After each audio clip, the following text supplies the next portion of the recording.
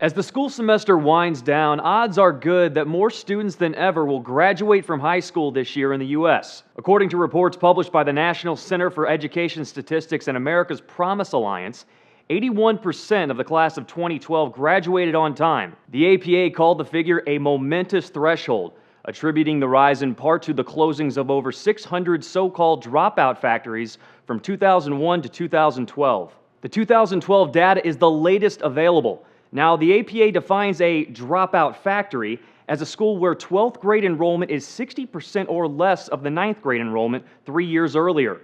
The group says more than 1.2 million students were switched to better schools. States nearing a 90% rate include Nebraska, Vermont, and North Dakota, while Oregon and Nevada scored lowest with under 70% of students graduating. John Gumpertz, head of America's Promise Alliance, celebrated the news, saying, "For a country that can feel like it's struggling to make progress, this is a pretty big story of positive change." Despite the flashy 80% figure, it's clear that disparity does exist between the states.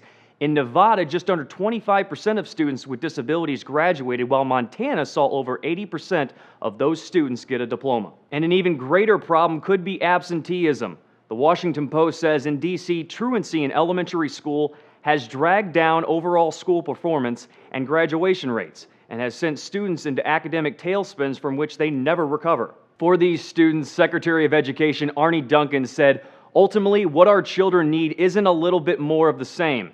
It's a true sea change that alters the odds of opportunity." By battling disparities and focusing on curbing absences, the APA says a graduation rate of 90%, its original goal, is entirely possible by 2020. For Newsy, I'm Jay Struberg.